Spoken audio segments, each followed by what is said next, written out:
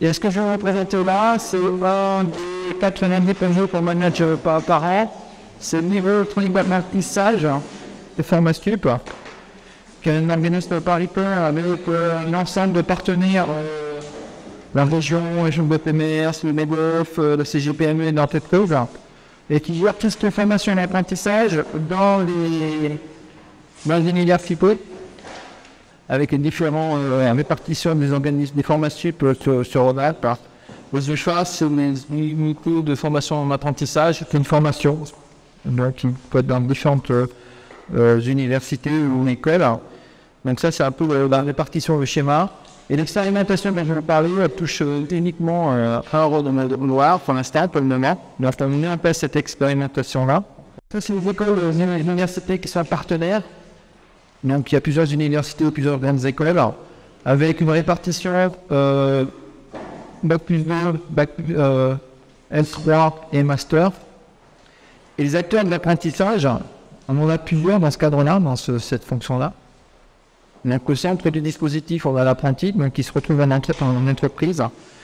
On a le mode d'apprentissage qui est la personne qui est dans l'entreprise. On a le tuteur qui est en fait un universitaire, quelqu'un qui est dans une grande école, qui suit un peu l'étudiant dans l'entreprise. Et la gestion est faite par Pharmasup, qui règle tout les relations entre ces trois vecteurs, donc entreprise, tuteur et université. Donc, peut-être je rubrique, le livret d'apprentissage, en fait, c'est quelque chose qui existe depuis longtemps. Tous les apprentis doivent avoir un livret d'apprentissage. Donc, c'est une loi qui régit ça, qui est une loi assez ancienne. C'est un portfolio qui porte personnel, mais en fait, c'est ça, où on doit noter ce qui est intéressant, un document réglementaire. On doit informer, évaluer la progression de l'acquis de l'étudiant, de l'apprenti, tout au long de son apprentissage. Et donc, les acquis, c'est là où tu vas être contact. C'est aussi cette notion, c'est assez large. Et c'est là où on peut aller assez loin, qui nous tient aussi bien des compétences, des savoirs, savoir-faire, savoir-être et savoir évoluer. C'est-à-dire que mettre en évidence chez l'apprenti toutes ces notions-là. Donc ça doit être valorisé, ça doit être marqué dans le livret d'apprentissage. Donc chaque UFA a des livrets d'apprentissage qui sont spécifiques à la formation, à l'étudiant, au niveau de l'apprentissage, et en fonction de l'école. Mais on est obligé de parler loi, quand on fait une formation d'apprentissage, de faire ce livret pour chacun des étudiants. Donc là, on peut mettre les cours qu'il a suivis, les compétences qu'il a acquis, la production des travaux qu'il achète, etc. Donc c'est pas faux, mais dans un cas juridique, ça s'appelle livret d'apprentissage, donc on va rester à ce temps-là. C'est fait de façon, jusqu'à connaître, c'était fait de façon analogique, donc sous forme papier. Et depuis 2003, Pharmasup a essayé de faire évoluer ce format papier pour aller un peu plus loin et faire un format électronique. Donc il y a une première tentative qui a été faite avec un prestataire privé sur le net en 2005. Donc là, ça a bien marché, il y a pas mal de problèmes informatiques. Nous, on a repris ce projet en 2007, pour la rentrée 2007, et on l'a intégré aux fonctionnalités de la plateforme qu'on a développée pour notre université. Et on a adapté, enfin pas tout le même, mais on a utilisé toutes les fonctionnalités de la plateforme pour travailler sur ce portfolio. Donc, comment ça se présente d'un point de vue informatique? D'un point de vue pratique, l'étudiant a un portail qui est interuniversitaire entre toutes les écoles, dans lequel on va retrouver sur un livret électronique d'apprentissage avec sur le guide et sur un mot de passe. Il rentre directement par une interface web. Et chaque formation peut déposer un livret d'apprentissage avec exactement les fonctionnalités qui vont voir attribuer uniquement l'évaluation des compétences ou monter des choses de savoir-faire, donc savoir les clients pourra déposer des documents. Il y a même des UFA qui sont un peu plus loin, une de formation, en mettant des forums où les étudiants peuvent discuter avec eux comment je fais pour déposer des trucs par rapport à la fonctionnalité du livret d'apprentissage, avec des fonctionnalités plus ou moins avancées. Et chaque école, chaque organisme peut garder la personnalisation de ses interfaces par rapport à ce livret d'apprentissage. Donc, chacun peut faire des grilles d'évaluation différentes, des présentations, avoir un fiche de suivi, mettre des forums, mettre des glossaires, enfin tout un tas de choses qu'on peut mettre à disposition, qu'ils utilisent ou qu'ils n'utilisent pas. C'est en fonction de la spécificité de la formation qui va définir les outils qu'ils mettent à disposition et des étudiants, mais aussi des maîtres d'apprentissage. Là, il faut voir qu'on s'adresse, je sais pas combien préciser, à ce triptyque.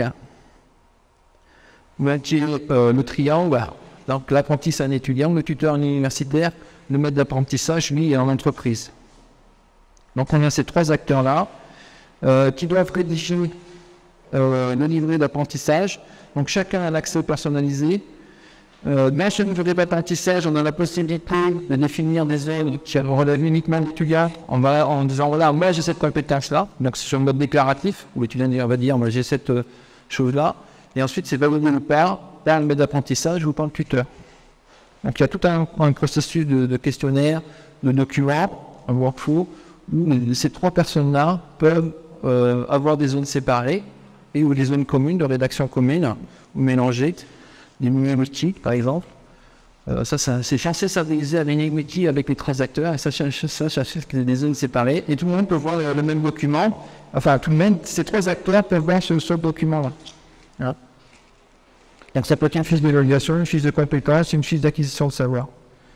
Ensuite, la partie validation, systématiquement, j'ai le format qui a sauté.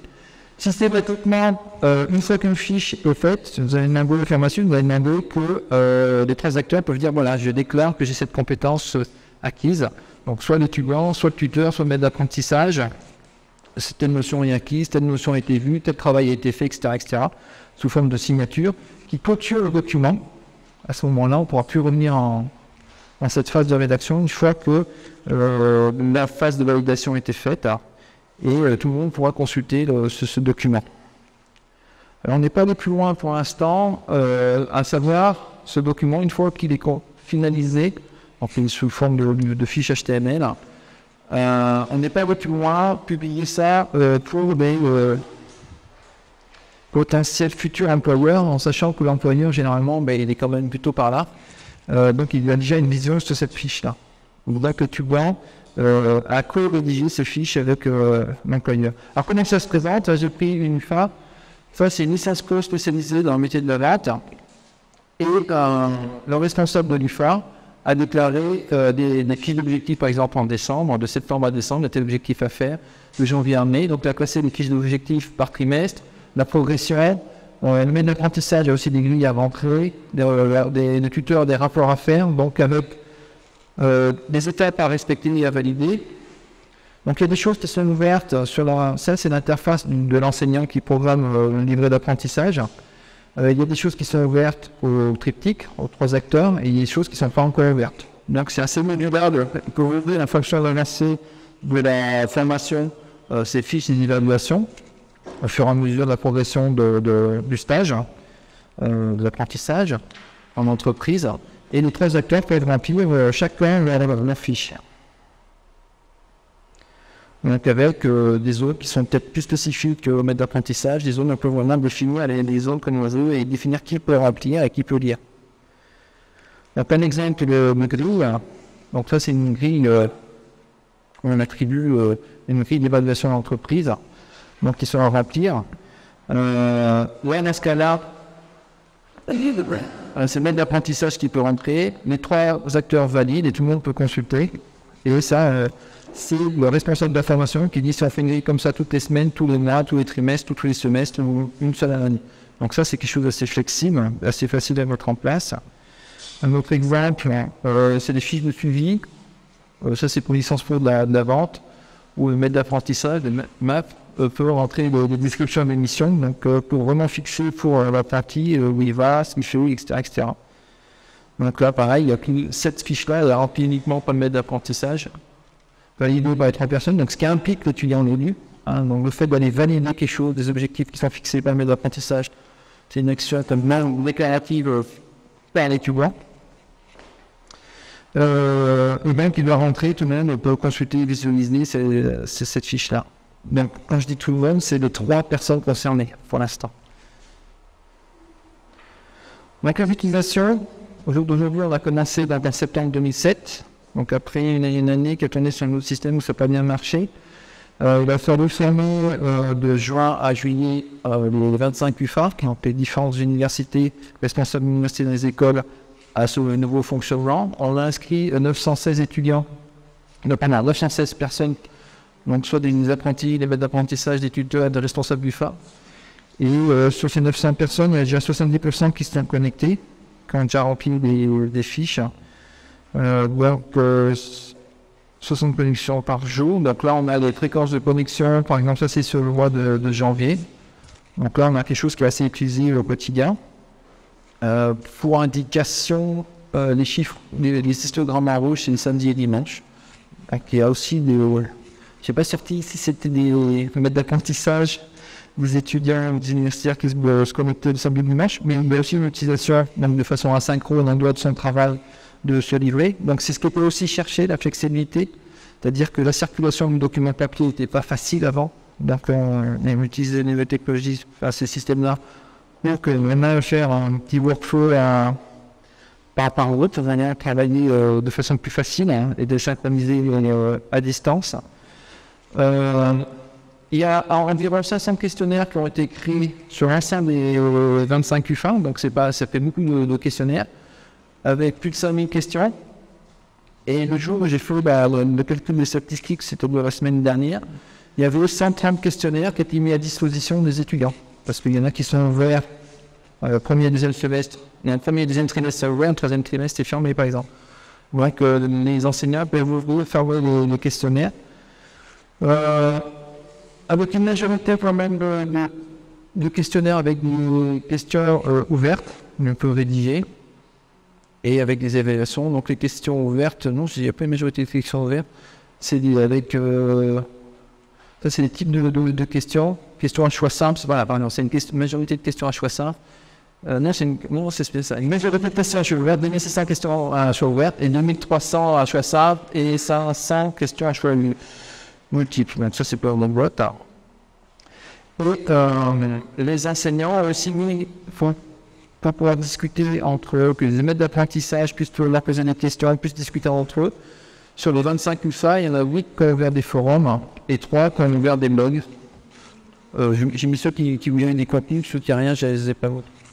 Donc aussi, c'est pour s'organiser entre eux, discuter entre eux de la problématique, comment fonctionne, pour aider le fonctionnement par rapport à leur UFA, au fonctionnement du livre électronique d'apprentissage. Donc en conclusion, ce qui est intéressant, c'est qu'on a une grande modularité. Chaque établissement a pu, chaque formation a pu s'approprier cet outil-là. Donc ça a bien plu aux responsables de formation, responsables d'apprentissage dans les universités, dans les écoles, ils vont en faire ce qu'ils veulent. Et donc adapté en fonction de la pédagogie, du niveau de l'étudiant, de l'entreprise quasiment. On a fait une formation pour ces 25 UFA, on a fait 2 demi-journées de formation seulement. On a répété 2 fois la même chose, mais il y a des gens qui ne pouvaient pas venir la première fois. Donc en 3 heures, on a pu former tout le monde là-dessus, donc ça c'est pas mal aussi. Donc le fait qu'on puisse individualiser, les gens se sont vraiment appropriés l'outil qu'on va utiliser. Et le fait qu'on peut aussi individualiser les accès sur tous les documents qu'on a par exemple, qui écrit, qui fait quoi, pour chacune des questions, on a des questions ouvertes, ou cette question ouverte, les 3 acteurs peuvent intervenir en même temps ou de façon séquentielle. Donc on a une chouette scénario sur tous les objets du questionnaire comme il y a une disposition qui est assez souple. Et ça a aussi permis une variété de scénarios beaucoup plus loin dans la production de questionnaires que ce que les enseignants ou les responsables du projet avaient imaginé avant. Donc cette façon de travailler, cette souplesse-là. Et donc l'idée, c'est d'ouvrir l'année prochaine sur plus d'UFA. Il y a encore plus d'utilisateurs que la rentrée de 2008. Voilà. J'étais rapide à finir.